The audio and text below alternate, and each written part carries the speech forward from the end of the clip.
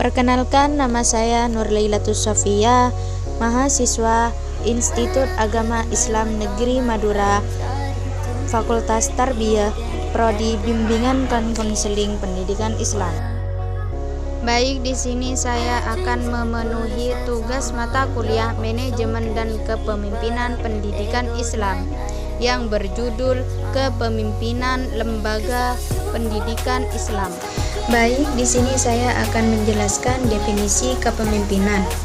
Kepemimpinan merupakan suatu masalah yang kompleks dan sulit, karena sifat dasar kepemimpinan itu sendiri memang sangat kompleks. Akan tetapi, perkembangan ilmu saat ini telah membawa banyak kemajuan, sehingga pemahaman tentang kepemimpinan menjadi lebih sistematis dan objektif.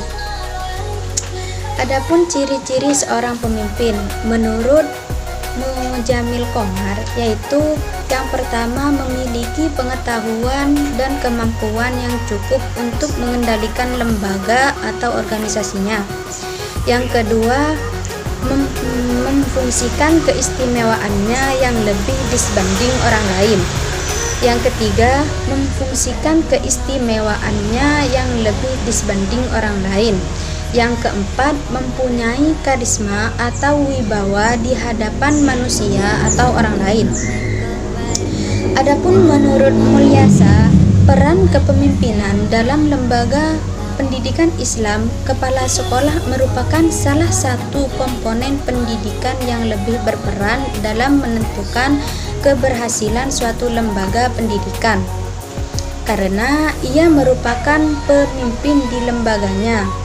Adapun fungsi dan peran sebagai kepala sekolah, yaitu meliputi yang pertama sebagai pendidik, yang kedua sebagai manajer, yang ketiga sebagai administrator, yang keempat sebagai supervisor, yaitu melakukan supervisi terhadap pekerjaan yang dilakukan oleh tenaga kependidikan. Dalam kepemimpinan terdapat tipe kepemimpinan. Yang pertama, partisipasi kepemimpinan. Partisipasi kepemimpinan di sini menurut Isjoni adalah suatu cara memimpin yang memungkinkan para bawahan turut dalam proses pengambilan keputusan. Pemimpin di sini bermaksud untuk mengembangkan rasa tanggung jawab bawahan dalam mencapai tujuan kelompok, organisasi, atau lembaga dengan menggunakan cara memberi pujian.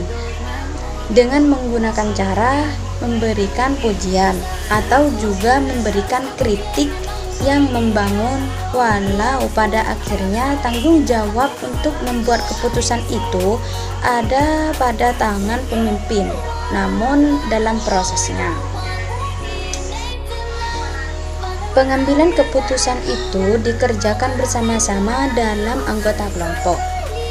Yang kedua, laissez-faire atau bebas. Dengan cara ini seorang pemimpin akan meletakkan tanggung jawab pengambilan keputusan sepenuhnya pada para bawahan.